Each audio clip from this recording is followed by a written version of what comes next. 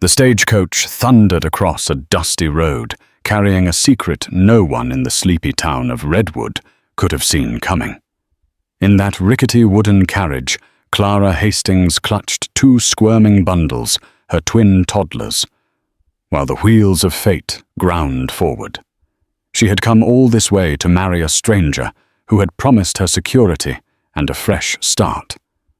Yet destiny had other plans. The scorching sun bore down, and whispers of outlaws like Wyatt Earp and Doc Holliday echoed across the frontier. Little did anyone know that Clara's arrival would unleash a torrent of scandal, heartbreak, and redemption in Redwood.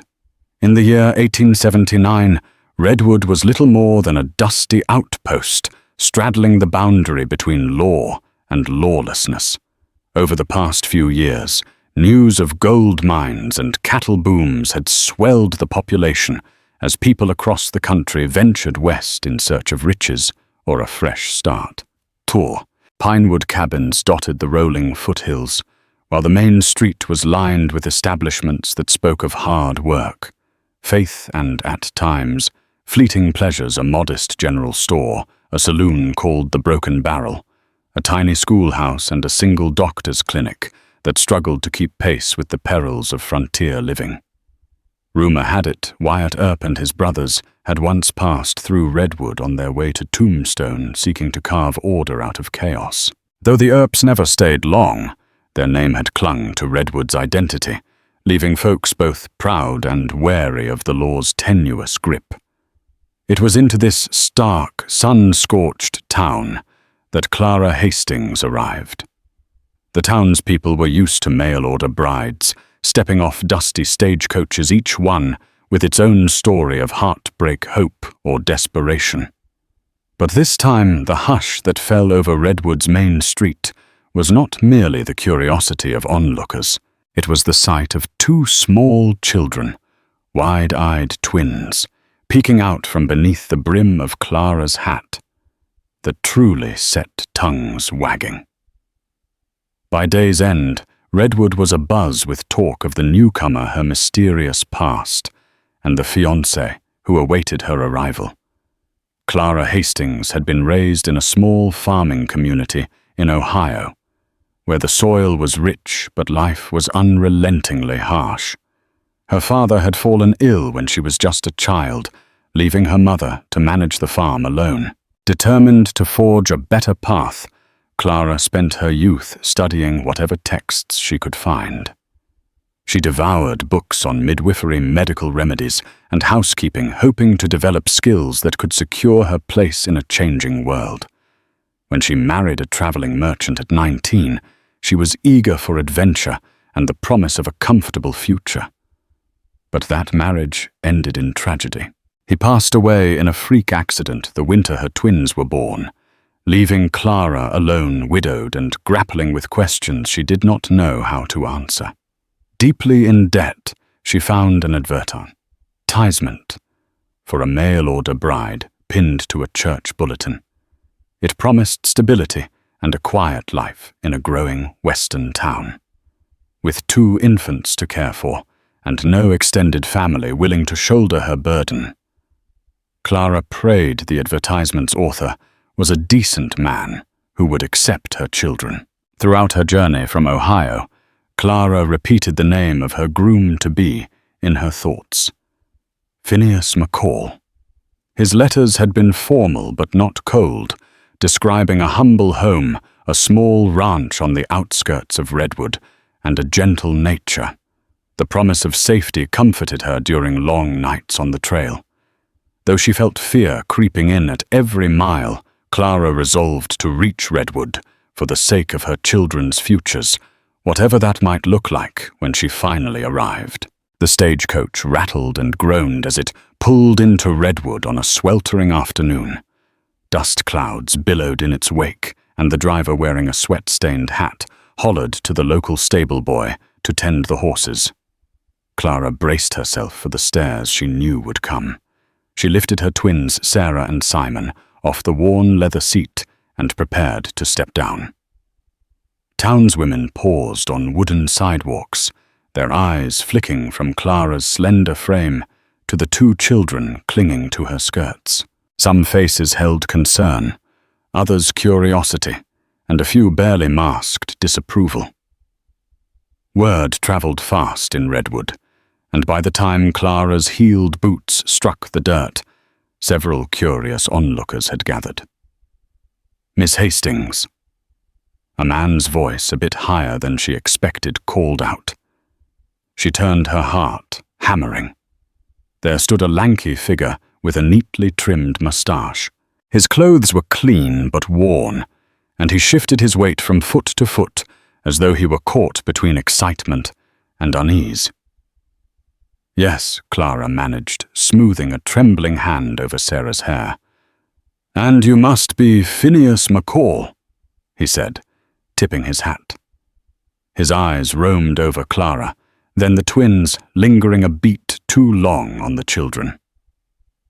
"I wasn't expecting." A shadow crossed his features as his gaze darted around at the gathering crowd. Several spectators leaned in, eager to catch any snippet of conversation that might fuel the next day's gossip. Already, Clara felt her hopes start to splinter at the edges. Standing before the man she had come so far to marry, Clara forced herself to remain poised. She extended her hand, her voice unwavering as she introduced the children by name. Phineas hesitated for what felt like an eternity. The silence felt heavier than the scorching sun overhead. The only sound was the rustle of onlookers who craned their necks to catch each nuance of this awkward exchange. Phineas finally took Clara's hand in a polite, half-hearted shake. He cleared his throat. "Miss Hastings, I wasn't told you had children." Clara stiffened. Though her heart sank, she lifted her chin. "I assumed my letter reached you. I wrote that I was widowed with 2 young ones." His mouth formed a tight line, and he cast a glance around, clearly aware of the eyes upon him. "I must not have received it," he said, but the unease in his face told another story. "Would you like to sit down? Maybe get out of the sun?" With no choice but to follow. Clara nodded.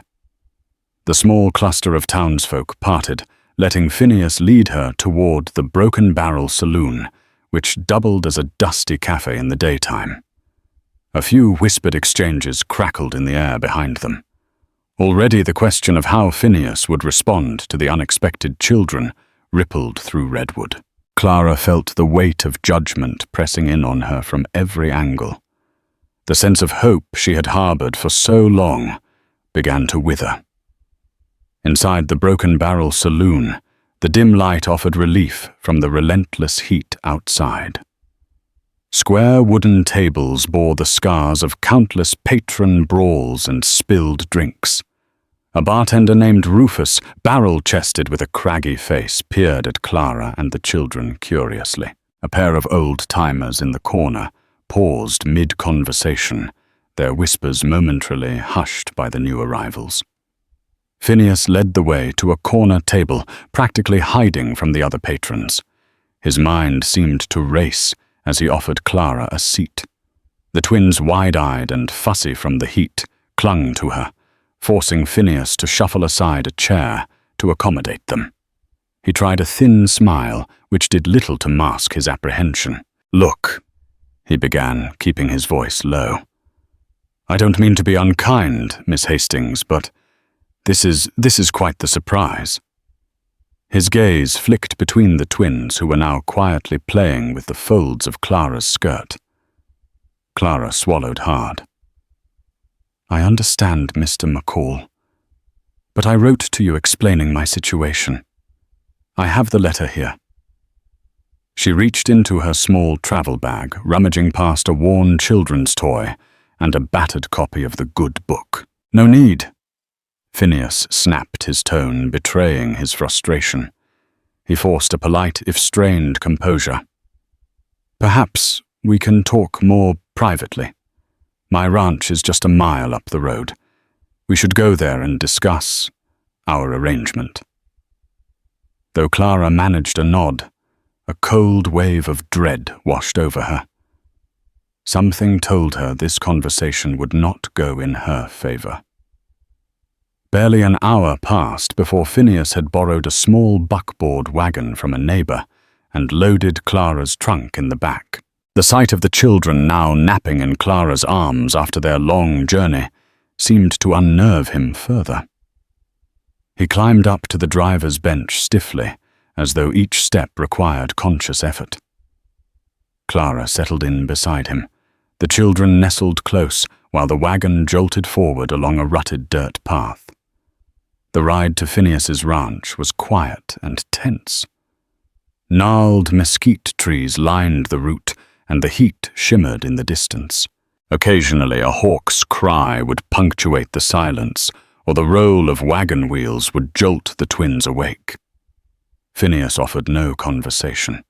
Instead, he seemed to examine the horizon, as though searching for escape. Clara glanced over, recalling how warm and open his letters had seemed. In them, he had described building a new life on the frontier, yearning for a companion who would help share the burdens and joys of homesteading. Those words were nothing like the uneasy man who sat beside her, now the man who appeared consumed with anxiety at the sight of her children. When the ranch finally came into view, Clara exhaled with relief. Despite her inner turmoil, she found the modest spread appealing: a tidy single-story cabin, a barn, and a small herd of cattle grazing under the baking sun. Yet the question remained, would she and her children ever be truly welcome? By the furrow in Phineas's brow, she feared the worst. Phineas helped Clara down from the wagon, but his earlier tension showed no sign of easing. While Clara carried the twins inside, he paused to wrestle her trunk onto the porch. The cabin interior was sparse but clean, a single main room, with a hearth, a table, and a wooden rocking chair in the corner. A narrow hallway led to a small bedroom on one side and a pantry on the other. Clara took in the surroundings, imagining where she and the twins might fit. She gently laid Sarah and Simon on a simple quilt she found folded on the floor. Their small chests rose and fell in the heavy hush of the afternoon.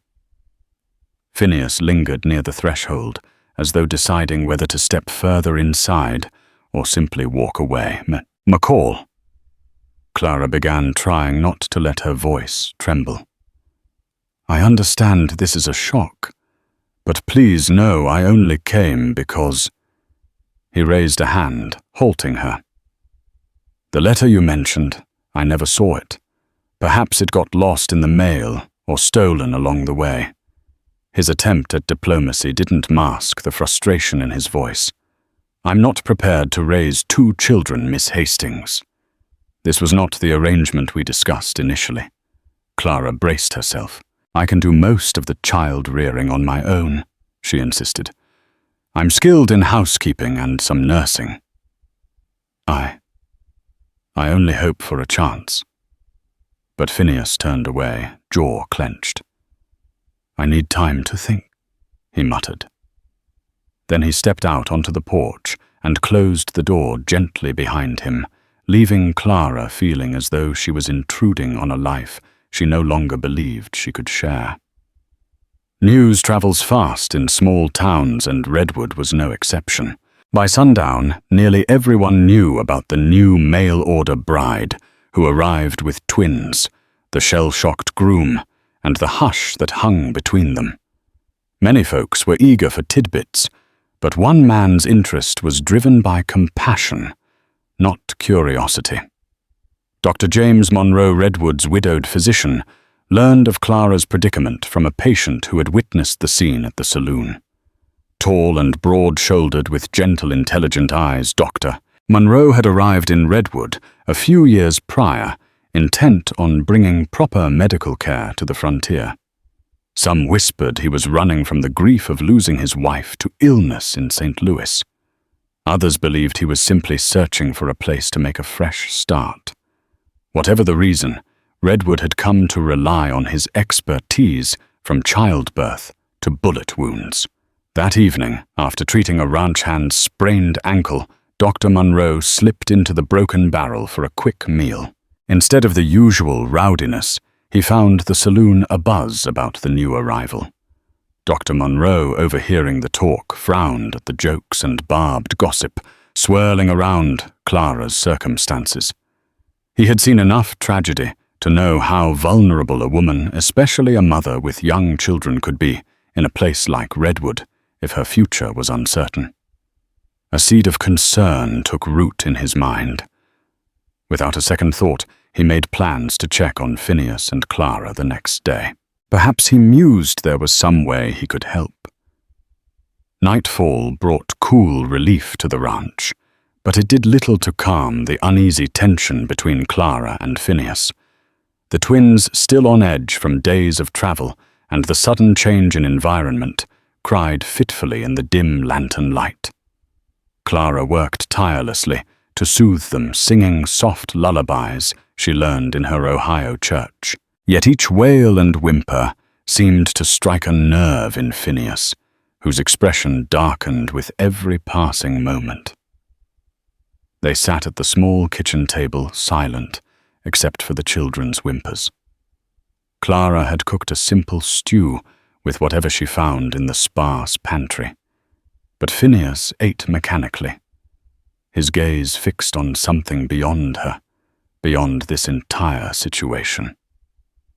Finally, after an excruciating stretch of silence, he spoke, "Miss Hastings, I'm sorry. I'm just not sure I can do this." She swallowed a lump in her throat. "We can make it work," she said, her voice trembling. "I know the letters we exchanged gave a different impression. But the truth is, it's not just the children he cut in. It's finances, the ranch. I owe money to the bank. I was counting on a different kind of partnership, one where I didn't have to feed extra mouths."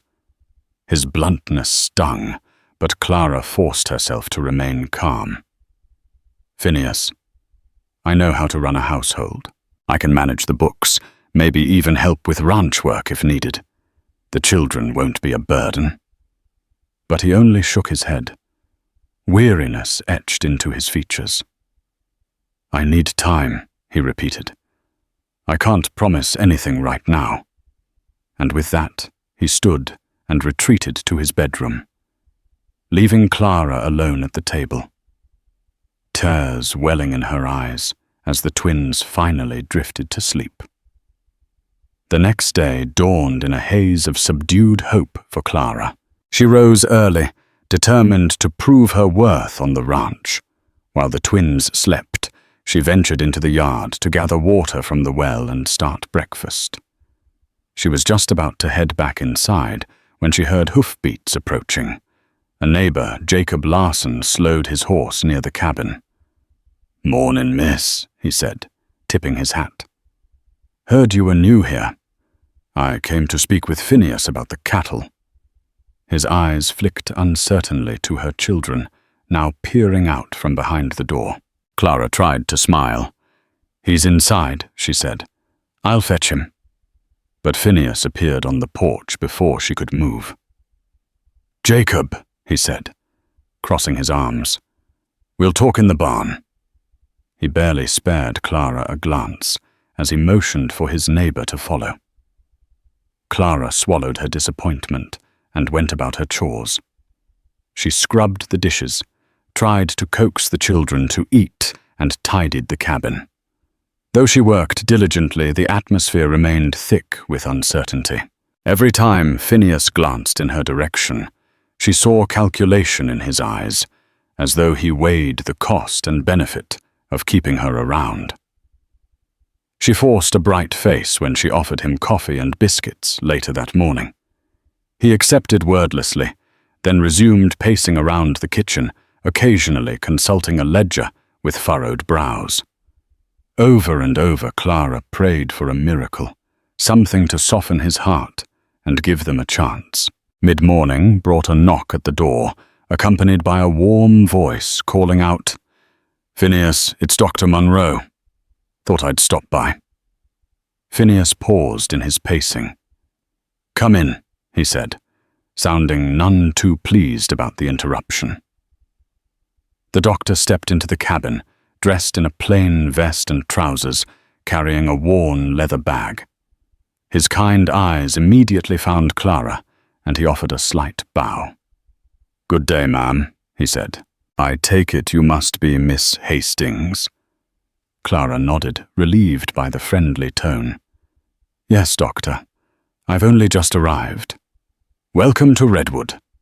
He glanced toward the two little heads peeking around Clara's skirts. "And these must be your twins." There was a gentle warmth in his voice as he addressed the children. Simon ducked behind Clara, but Sarah looked up her thumb in her mouth. The doctor offered a reassuring smile. Meanwhile, Phineas cleared his throat. "Did you come for a particular reason?" Dr. Munro nodded. "I heard in town that we had a new family in need of some help settling in. Wanted to see if everything's all right." He turned back to Clara, noticing the tired lines under her eyes. "Travel can be hard on little ones, and on mothers. If you need anything food medicine, please let me know." Clara's grateful smile was as genuine as she could manage under the circumstances. "Thank you, Doctor. That's very kind." Phineas took a step forward, eyeing the doctor with barely disguised impatience. Clara couldn't help feeling a flicker of hope. Maybe Dr. Munro's visit was the mercy she had prayed for. Seeing Phineas's unease, Dr. Munro kept his visit short. He spoke mainly to Clara, inquiring about the children's health. Had they been eating well, any fevers, coughs, or injuries? He recommended a few herbal remedies for the inevitable dust allergies that plagued newcomers. Throughout, Phineas hovered at the edge of the conversation, arms folded, a slight scowl forming. Before leaving, Dr. Munro quietly pulled Clara aside. He glanced at the meager food supply in the cabin. "Miss Hastings," he said softly, "I know you've come a long way. If ever you or your children need a safe place to rest or gather your thoughts, my clinic and adjoining home are always open, no charge." Tears pricked Clara's eyes. She was touched by his compassion, a rare commodity for a woman in her predicament. She pressed a hand over her heart in thanks. "Thank you, Doctor. You don't know how much that means to me." He placed a reassuring hand on her shoulder, then turned to Phineas. "You know where to find me," he said, tipping his hat. "And if the children need a checkup, just bring them by." With that, Dr. Munro departed, leaving a sudden stillness in the cabin. Phineas looked both relieved and irked by the doctor's paternal concern for Clara. For her part, Clara held on to the small spark of warmth Dr. Munro had brought, a respite, however fleeting, from the coldness she felt from the man she was supposed to marry. The tension only escalated that afternoon. Phineas, apparently unsettled by the doctor's kindness, finally unloaded his frustrations in a rushed, angry tone. "This isn't what we agreed on, Clara," he said, voice rising. "I needed a wife who could work the ranch, manage the household, and—" He stopped himself, eyes flicking to the twins. "Look, I'm not heartless, but I can't handle two little mouths right now." Clara felt her cheeks burn. "I'm not asking for anything but the chance to prove myself. I can handle housework, budgeting, cooking, everything. I managed a farm for years back home." He paced, running his hands through his hair. "I'm behind on payments. My ranch isn't thriving. The bank's breathing down my neck, adding children to the mix." He let out a bitter laugh. "I don't have enough to feed them. Or you." Her spine stiffened. "You led me to believe this place was stable." He flinched. It was until the drought this summer. The cattle can't graze, and my well's nearly dry. Turning away, he let out a weary sigh. Let's be realistic. You'd be better off in town, maybe earning a wage doing laundry or helping the doctor. He swallowed. I'm not certain I can marry you anymore. The words stung, each one, like a punch to Clara's already fragile sense of security. She stood there, the enormity of her predicament crashing over her. Phineas, the man whose letters had offered salvation, was now pushing her away, and the West, vast and unforgiving, stretched out around her. Tearful and humiliated, Clara gathered a few belongings for the children. She refused to let Phineas see her cry, though her chest felt tight with fear and heartbreak. Stepping out of the house, she looked down the dusty road that led back to Redwood. It was a good mile into town, maybe more, but pride and desperation pushed her forward. Phineas didn't protest. In fact, he barely spoke as she tucked Sarah onto one hip and took Simon's hand. With only a small satchel slung over her shoulder, Clara trudged off the ranch. When she glanced back, Phineas was standing on the porch, arms crossed, wearing a conflicted expression. But he made no move to stop her. By the time she reached the edge of town, the twins were cranky and red-faced from the sun. Clara's throat was parched, and her legs felt heavy. Still, she had no place to go. Her gaze flickered across the row of storefronts, general store livery, the Broken Barrel Saloon, and landed on the modest whitewashed building with a wooden sign, Dr. Monroe's Clinic. She hesitated. Could she truly impose on the doctor's generosity? Yet she recalled his earnest offer and the kindness in his eyes. Summoning her courage, she trudged up the short set of steps to the front door. Her knock was light, but it felt like a thunderclap in the silence of that scorching afternoon. The door swung open to reveal Dr. Monroe. His concern deepened the moment he saw Clara's weary face and the disheveled children clinging to her skirts. Without hesitation, Dr. Monroe ushered Clara and the twins into his clinic. The main room was both an examination area and a waiting space lined with glass cabinets of medical instruments, bottles of laudanum, and various herbal tinctures.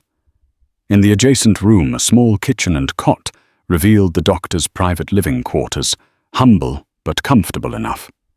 He wasted no time fetching water for the twins, guiding them to sit on a low stool while he knelt beside them, checking for signs of dehydration. Clara stood nearby, tears finally escaping, now that she was in the presence of kindness.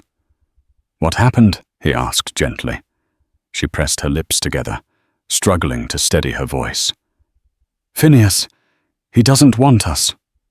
Dr. Monroe's expression hardened, though anger was carefully leashed. He nodded as if he'd anticipated such news. "You and your children are safe here. Let's get you all settled. Then we can talk." He brought out a pitcher of fresh water, a few biscuits, and some cooled broth he had simmering on the stove. The twins, after initial shyness, dug in with the ravenous hunger of children who had walked miles in the sun. The doctor turned his attention to Clara, gently encouraging her to drink water and take a seat. As Clara sank onto a wooden chair, she felt a wave of relief tempered by uncertainty. How long could she impose on Dr. Monroe's hospitality? Would she forever be an outcast in Redwood? For now, she could do little more than give her children water, thank the doctor, and hold on to whatever sliver of hope remained. By nightfall, word spread that Clara was staying with Dr. Monroe. Speculation swirled like tumbleweeds through Redwood. Some insisted that the doctor was merely doing his Christian duty by offering shelter to a stranded widow. Others, with more malicious tongues, hinted at impropriety, fueling a fresh round of gossip at the Broken Barrel Saloon, whispers that Dr. Munro was sweet on Clara, filled the corners of the dusty drinking hall. Sheriff Nathan Cole, a practical man with a grizzled beard, tried to quell the nastier rumors. "The doc's a decent fellow," he'd say, ignoring the more salacious speculation. If the lady needed help, he'd give it to her. That's all there is. But Redwood's thirst for gossip was not so easily sated. Meanwhile, Dr. Munro prepared a small cot in the adjoining living space so that Clara and the twins could sleep in privacy. He insisted on giving them his bed for the night while he took a makeshift cot in the clinic room. Clara protested, but he refused to budge. "I won't have you on the floor," he said, softly, ushering her into the simple bedroom. "You need rest. The children need rest. We'll figure out a longer-term solution in the morning." Though Clara was exhausted, her mind buzzed with fear and questions. What if Phineas insisted she return to him? What if Redwood shunned her for staying with Dr. Munro? As she settled the twins, she sent up a silent prayer for clarity, all while her heart hammered with mingled gratitude and dread. Long after the children had fallen asleep, Clara tiptoed out of the bedroom. Dr. Munro sat at a small writing desk in the clinic area, poring over medical notes by lamplight. The glow highlighted the concern etched into his features. She hesitated, not wanting to disturb him, but he glanced up and offered a gentle smile. "You should be resting," he said, setting aside a quill pen. Clara folded her hands. "I wanted to thank you again for everything. We'd be out on the street if not for you." The doctor shook his head. "Think nothing of it, Clara," he said quietly. The informal use of her first name felt natural, comforting even. "I've been in desperate situations before. I know how it feels to be stranded." Guilt mingled with curiosity in Clara's chest. "If you don't mind my asking, you lost your wife, didn't you?" His expression clouded. He leaned back in the chair, exhaling deeply. "Yes. In St. Louis. An outbreak of cholera. She was pregnant at the time. I couldn't save her despite my medical training." A tremor underlined his words. "I left after that. Couldn't bear the memories." Something in his voice resonated with Clara's own grief. "I'm so sorry," she whispered. He offered a tight nod, clearing his throat. "We all lose people. But it doesn't mean you stop helping those who need you." Their eyes locked, sharing an unspoken understanding of loss. In that moment, an unexpected sense of closeness sparked between them. Two wounded souls brought together by circumstance in a harsh land. The following days fell into a cautious rhythm. Clara, determined not to be a burden, busied herself cleaning the clinic and preparing simple meals. She laundered sheets, tidied Dr. Munro's sparse living quarters, and even helped with minor tasks, such as organizing his collection of herbal remedies. The twins, initially shy, grew increasingly comfortable in the doctor's presence. Simon followed him around with wide-eyed curiosity, fascinated by the shining medical instruments, while Sarah clung to Clara, but would sometimes give the doctor a small, timid smile. Dr. Munro found himself quietly admiring Clara's resilience. Though her situation was precarious, she was essentially homeless and unwed in a town where suspicion thrived. She tackled each day's challenges with a tenacity he couldn't help but respect. In the evenings when the clinic was empty, they would speak in hushed tones about their pasts, their hopes and their fears. The line between guest and host blurred, evolving into something that resembled a partnership born out of necessity, but fortified by shared compassion. Redwood's gossip raged on, of course. A few brazen townspeople even took it upon themselves to drop by under the guise of checking in on the doc. But Dr. Monroe's calm, unwavering demeanor and Clara's unassuming courtesy soon dissuaded all but the most malicious tongues. Meanwhile, Clara was plagued by questions. What would become of her and the twins? Had she left one impossible situation only to land in another? And why did she feel her heart flutter whenever she caught the doctor glancing her way? One hot afternoon, a tense knock rattled the clinic door. Clara, attending to the twins, froze at the sound. "Doctor." Monroe opened the door to find Phineas McCall standing there, hat in hand, hair plastered to his forehead with sweat. Doc Phineas greeted stiffly. Then his gaze flicked to Clara and the children in the back room. He inhaled. "I came to speak with Miss Hastings, if she's willing." Clara approached cautiously, her pulse pounding. She glanced at Dr. Monroe, who nodded and stepped aside, giving them space, yet remaining close enough to intervene if the conversation soured. Phineas removed his hat and twisted it in his hands. "I owe you an apology," he began. His voice strained. "I was caught off guard. I didn't mean to turn you out into the street." Clara's lips parted in a wary sigh. "Then why did you—" He let out a ragged breath. "I was frightened, all right. The drought's killing my ranch and the bank's about to foreclose if I can't make the next payment. I thought—" He shook his head. "I thought I could handle a wife who'd help me run the place. But children, that's a lot more to feed, more to worry about. But I never wanted to see you homeless." Clara glanced over at the twins busy with wooden toys Dr. Monroe had carved. Her face hardened. "You left me no choice." Phineas rubbed a hand over his face, shame crossing his features. "Maybe we can come to an arrangement. If you're still willing to marry me."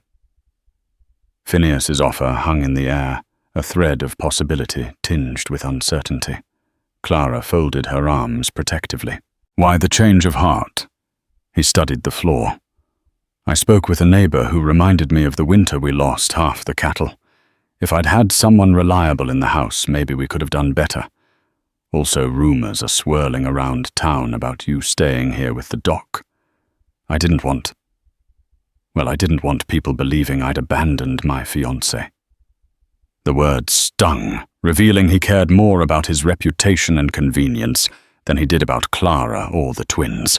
Yet the offer still represented a home, perhaps the only home she could claim in Redwood. Clara felt Dr. Monroe's quiet presence behind her, his gaze lending silent support. She flashed back to her first arrival, that hollow sense of dread when Phineas realized she had children. Could she endure that tension, day in and day out? "You're asking me to come back," she said carefully. "But do you truly want us? My children and I deserve more than reluctant acceptance. We deserve a place we're truly welcome."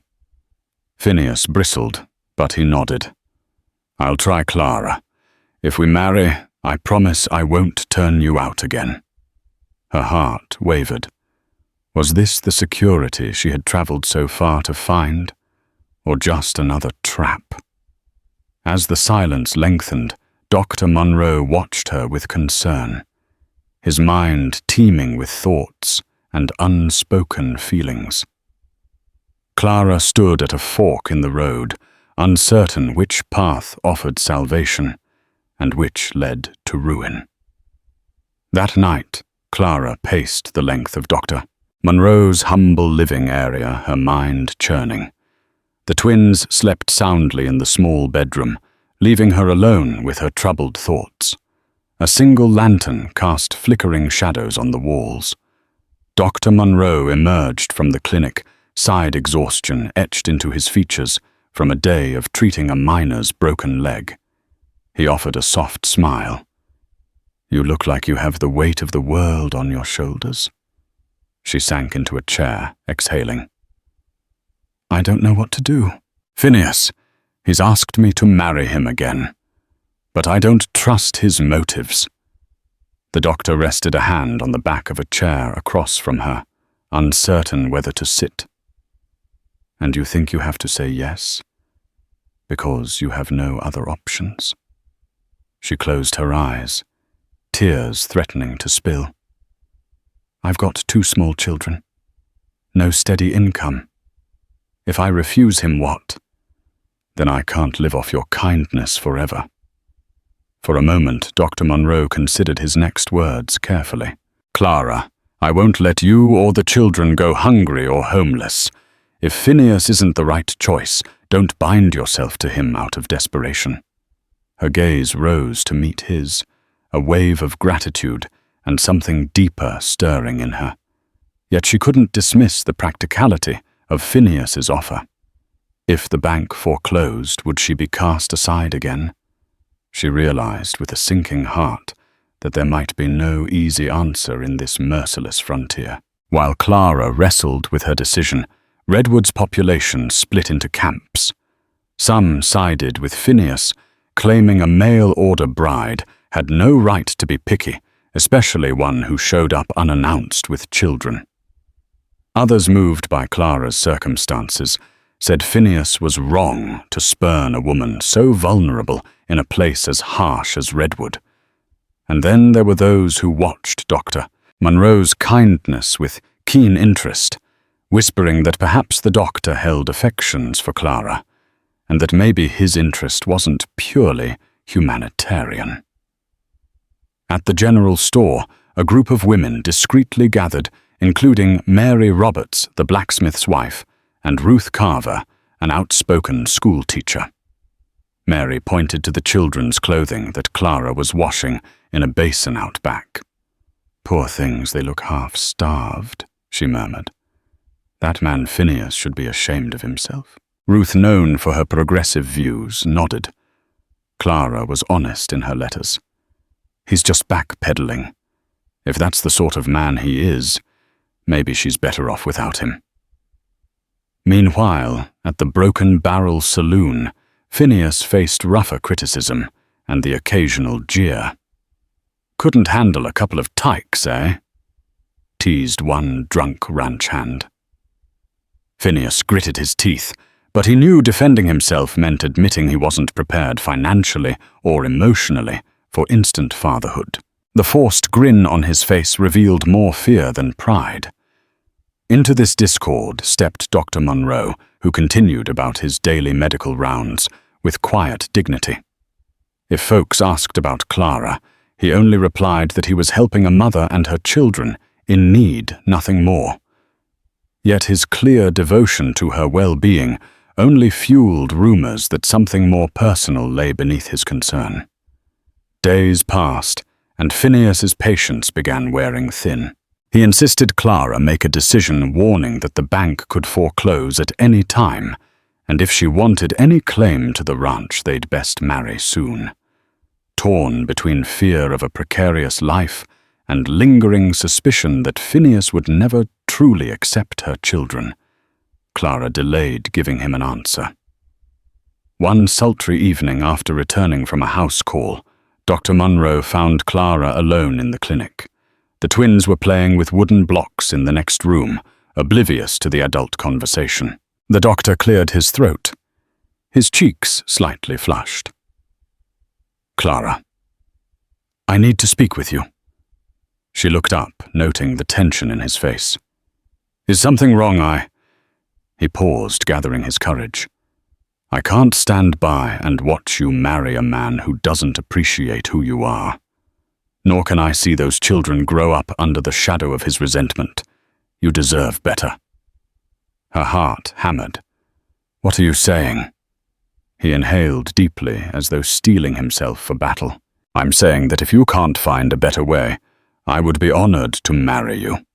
Not out of pity, Clara, but because I admire you.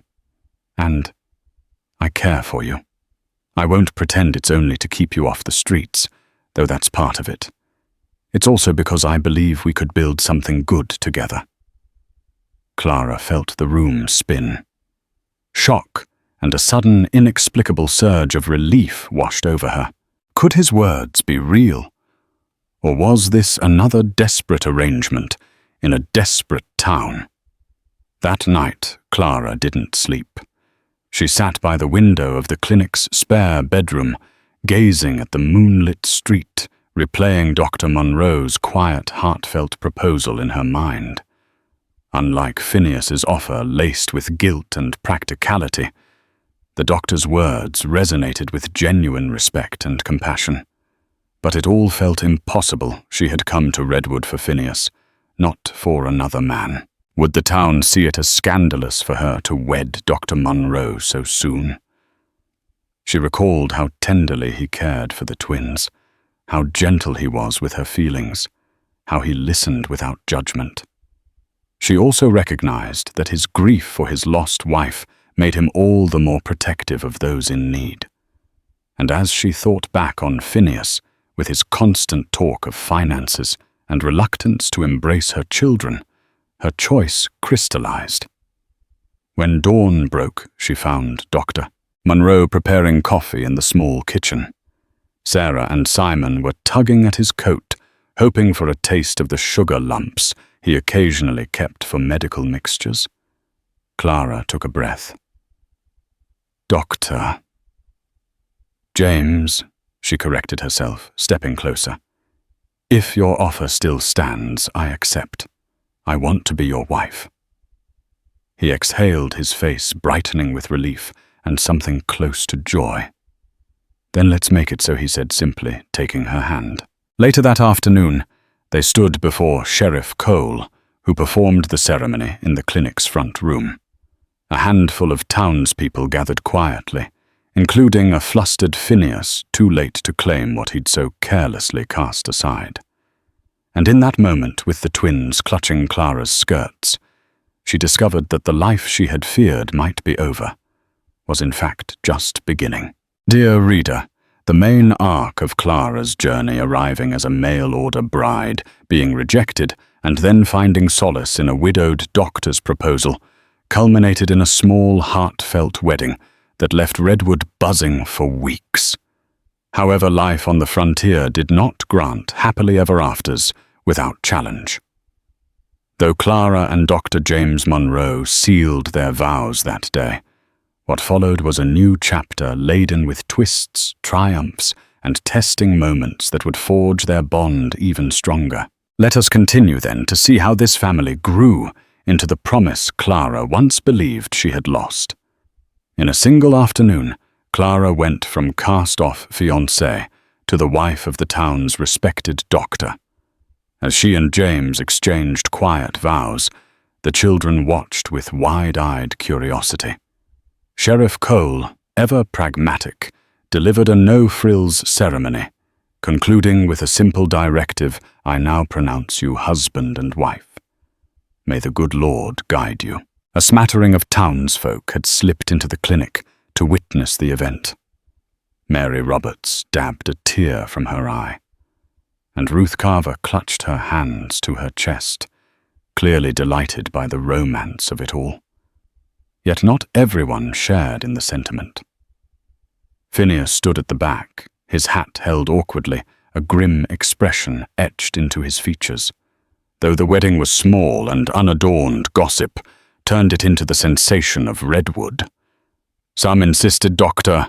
Monroe acted solely out of chivalry. Others swore they had seen love blossoming between the doctor and Clara from the moment she arrived. That evening, Clara cooked a modest supper in the clinic's kitchen. The twins, sensing the excitement, refused to settle. They giggled and played occasionally, toddling into the examination room until James gently herded them back. By the time the children were finally asleep, Clara and James found themselves alone for the first time since the impromptu nuptials.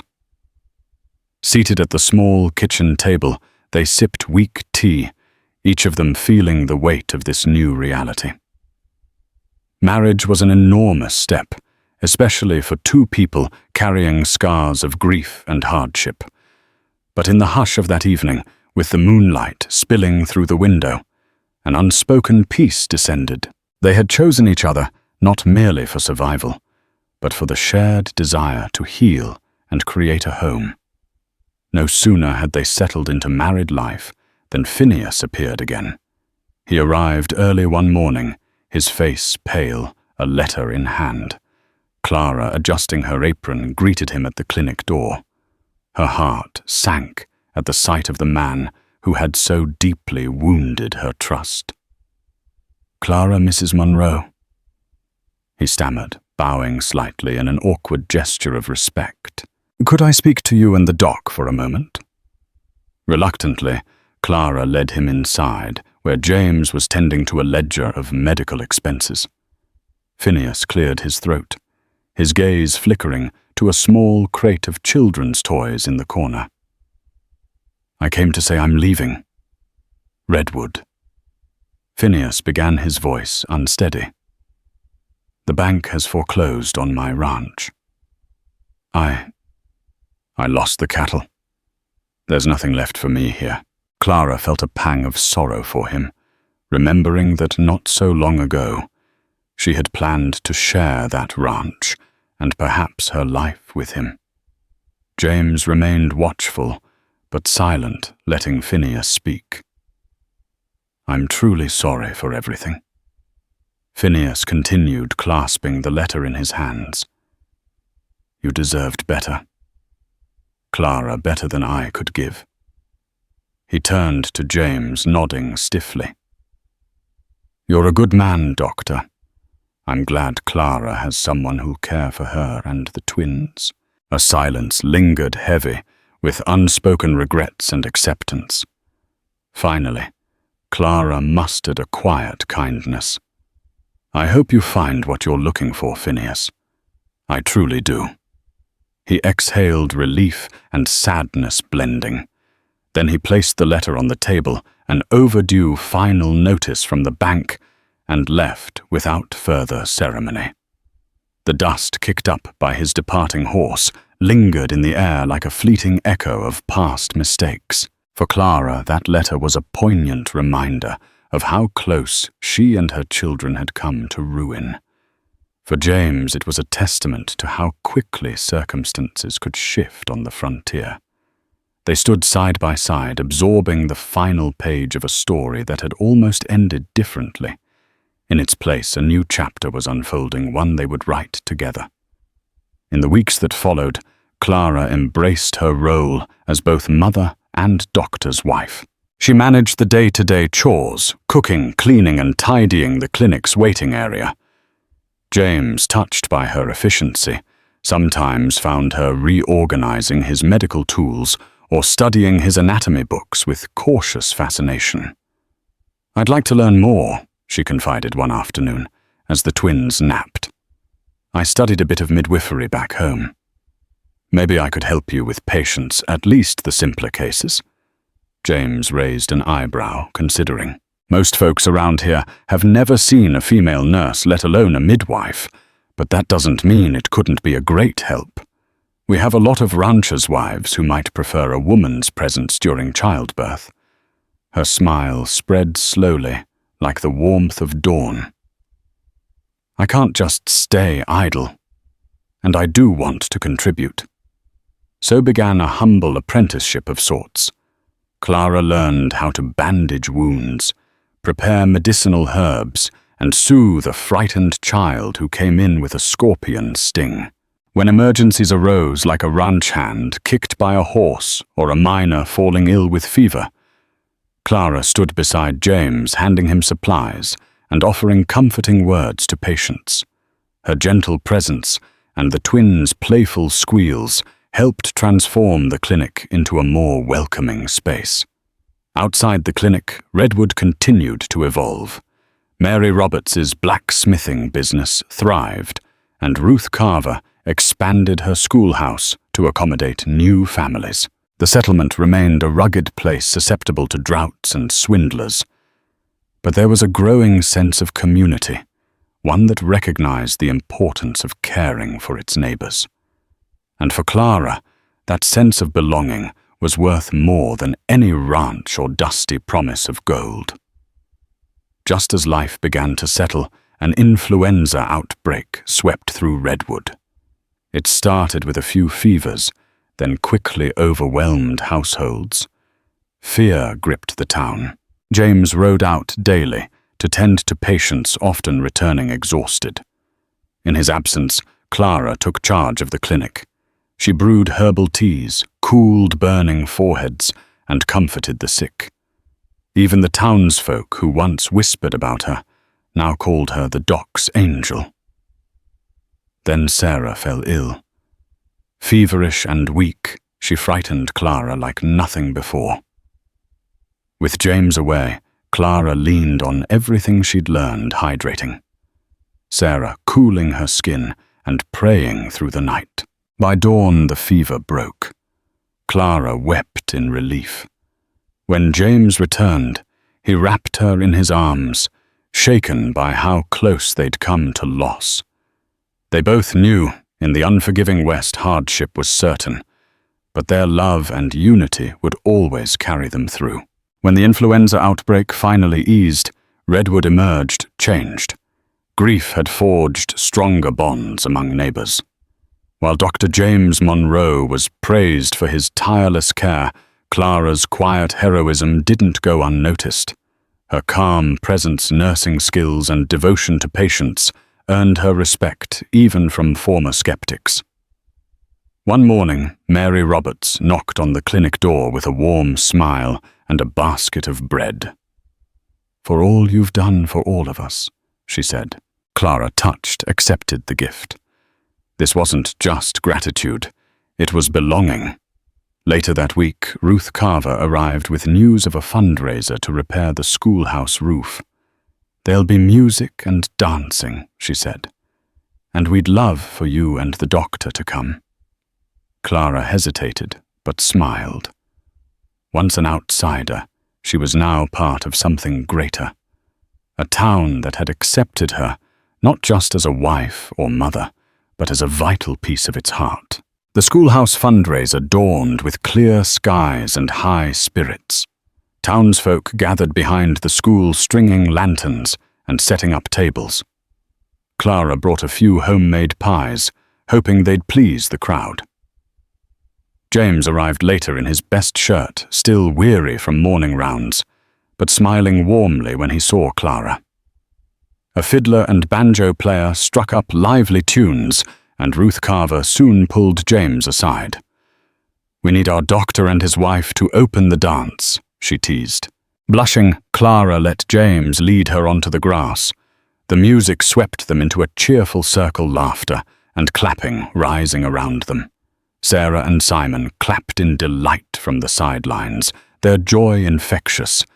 As they danced beneath fluttering ribbons and golden sunlight, Clara met James's gaze. In it, she saw not just a partner, but the promise of peace after storms.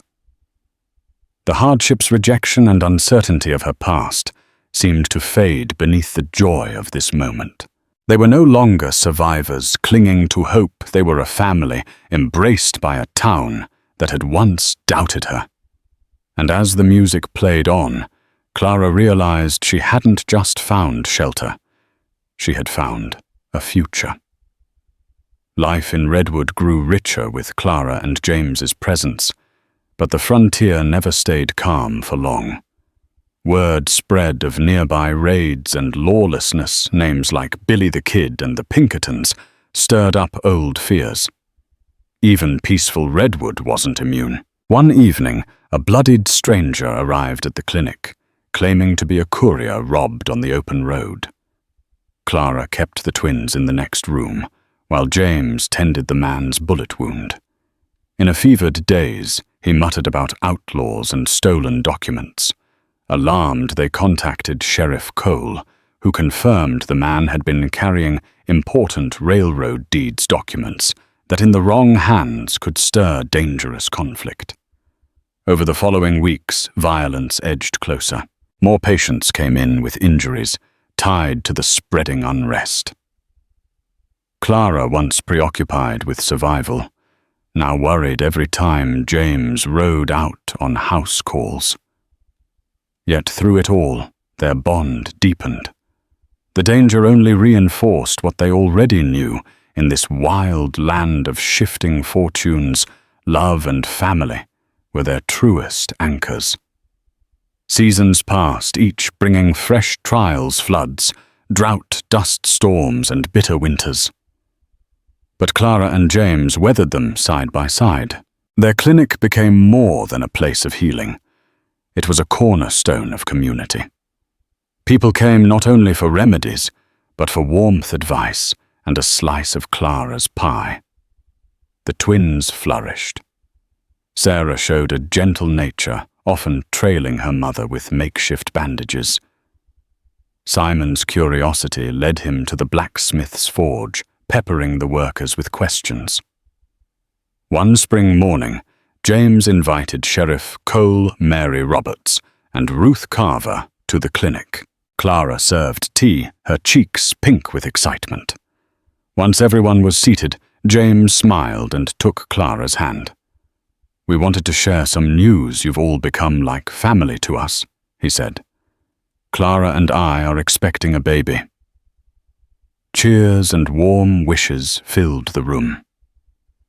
Clara, once unsure of her place in Redwood, now stood surrounded by love and support. After all the trials, she had found her home and her future. And so, dear listeners, that is the tale of Clara Hastings, the mail-order bride who arrived in a dusty town with two little ones by her side, only to be cast aside before finding a love far stronger than she ever dared dream. Where one door slammed shut, another opened in the form of a widowed doctor whose compassion for her plight evolved into devotion for her heart. Together they not only saved each other from loneliness, but also breathed new life into a frontier community that sorely needed their strength. If this story of survival, second chances, and steadfast love has touched you, please take a moment to like, share, and subscribe to our channel.